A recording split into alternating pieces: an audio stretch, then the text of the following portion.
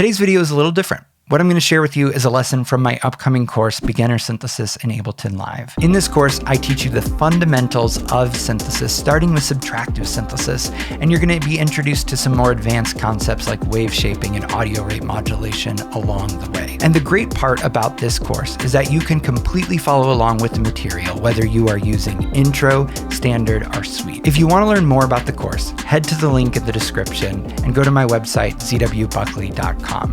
If you sign up for the waitlist, you're going to go ahead and get an exclusive launch discount, and any waitlist member that purchases the course on launch is going to get my new upcoming free Volume 1 Ableton Synth Patch Cookbook. I haven't finished workshopping the name yet, totally free of charge. So in this lesson, we're talking about the design considerations around synth key patches, and as a vehicle for talking about those design considerations, we're going to recreate the square synth keys from Charli XCX's 360. Let's go ahead and dive right in. In this lesson, we're going to talk about designing synth keys. And we're going to talk about some of the considerations that have it really splitting the differences between pads, leads, and ARPs. Keys ultimately need to be flexible. And for that flexibility, you need a certain degree of simplicity. And we're going to do that by breaking down a very recent successful example in Charli XCX's 360. There's a subtle and interesting square keys patch that undergirds the entire track. And I'm going to show you how to make that now. So I have the initialized drift patch here, and it sounds like this.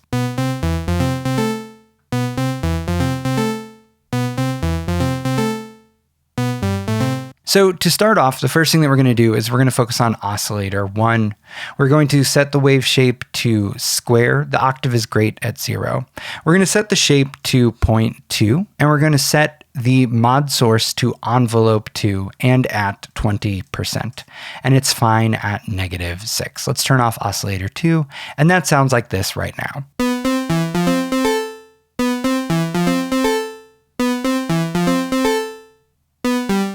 Now let's add back in oscillator 2. We are also going to set it to a square wave. We're going to bring the octave up 1 so it's in unison with oscillator 1. And we're going to set the detune to 0.14. From there, we're going to raise up the amplitude to just -6 because, as we remember, at -6, we engage the first stage of saturation of the filter. So now with our two oscillators combined, it sounds like this.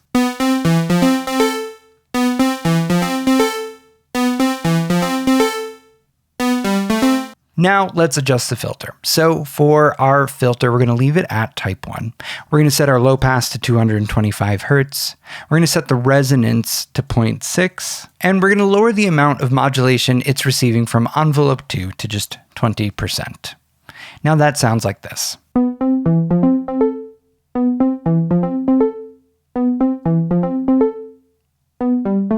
Now we're going to go ahead and adjust our envelope section now. For envelope 1, we're going to set the attack to 5 milliseconds.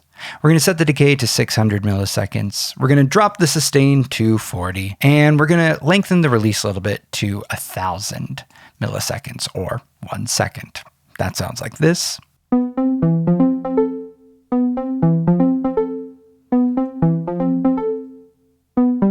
And let's make some adjustments to envelope 2. Lengthen the attack a little bit to 3.5 milliseconds. The decay is fine where it's at. We're going to open up the sustain to 40, and we'll leave the release where it's at.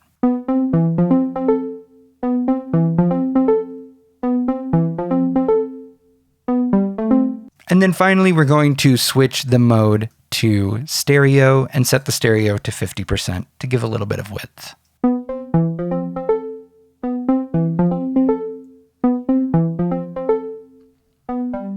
We pretty much have the key patch from 360. Let's talk about how you can add movement and expression to keys. So really the focus here is envelope 2, and in particular, the amount of modulation that envelope 2 is providing to both the filter cutoff and the shape of oscillator 1. Our first envelope is just going to dictate the overall amplitude of the note. So we'll use the second envelope here to control the character of the sound. Now we can get various results by tweaking various parameters. If we leave the envelope as is and, for example, increase the shape control to 100%, that's going to give us a very different sound.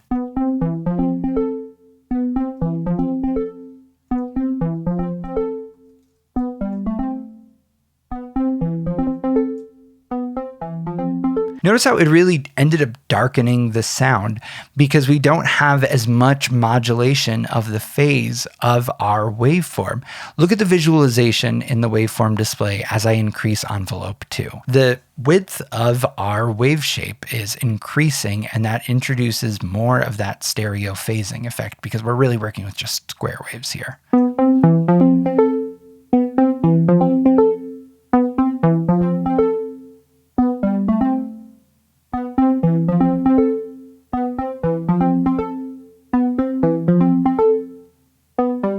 Now, if we open up the filter further with envelope 2, that's going to create a much more overt effect. So let's increase it to just 50%.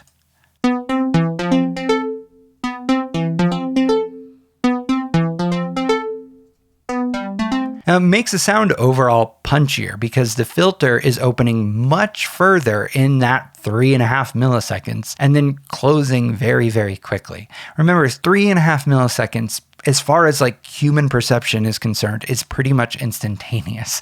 A single second of time is 1,000 milliseconds. So we're working on such a small scale here.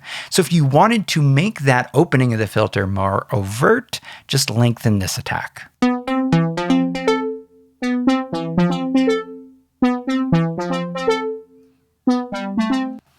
What does that sound like to you? If brass came to your mind, you're absolutely correct. We are pretty much working with the basic formula for your classic analog synth brass, a rich square wave that then has a filter that is opening and then closing slightly very quickly is really kind of mimicking the effect that brass has, in which all of that air initially being pushed through, say, a trumpet, creates this brightness to the attack that then settles as the air sustains through the body of the instrument. So this is a parameter that would be very easy for you to automate in a production to get a different quality to the sound. Now, how much you increase this attack is going to make the sound feel either more immediate or more background, and it's going to actually add a lot of tension if the attack that we're perceiving from the filter on this sound really drags, which could create some really cool rhythmic push and pull depending on the context you're using it in.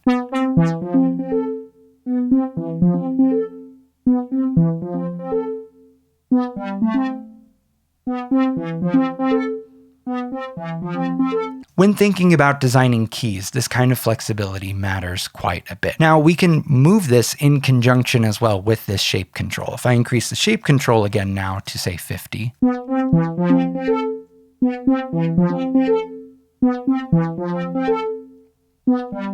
All of a sudden, we're once again in a very brassy territory. And we could say disengage envelope 2 from controlling the filter cutoff, and instead set the filter where we want it to, and really just use envelope 2 to adjust the character of oscillator 1's wave shape.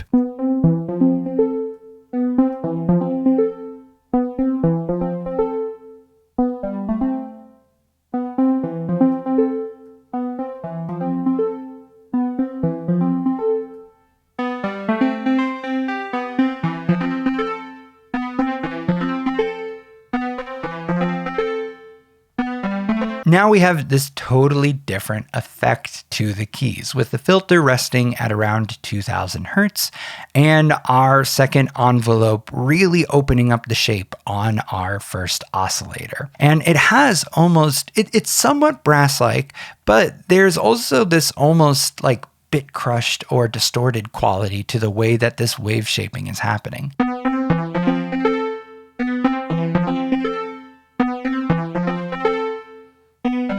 And we are by no means coming anywhere close to actually driving the output of the instrument. And so all of this is happening just due to the interaction of the waveforms.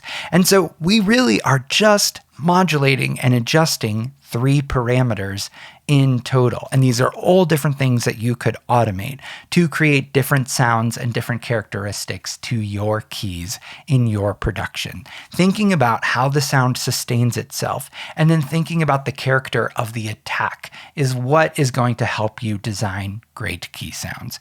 Now, before moving on to the next lesson, I want you to adjust this patch and to think about the ways in which you can make this your own, using all of the tools available to you in Drift and the concepts we've covered so far in this course. If you need an idea of where to start, notice how, unlike nearly every single patch we've created so far in this course, we have not touched the LFO on this patch. So how could you incorporate the LFO to these keys to add movement and to make them your own?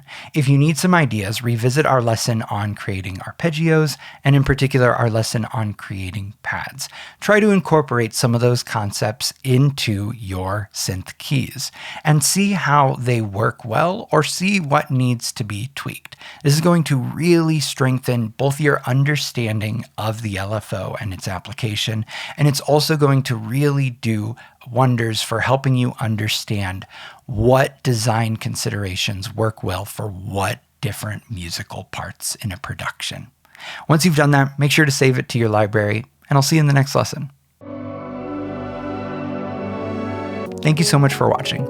Make sure to save that synth patch to your library and head over to my website, zwbuckley.com, to join the waitlist for the launch of Beginner Synthesis in Ableton Live, so you can get that exclusive launch discount and my upcoming synth recipe cookbook free of charge. Till next time.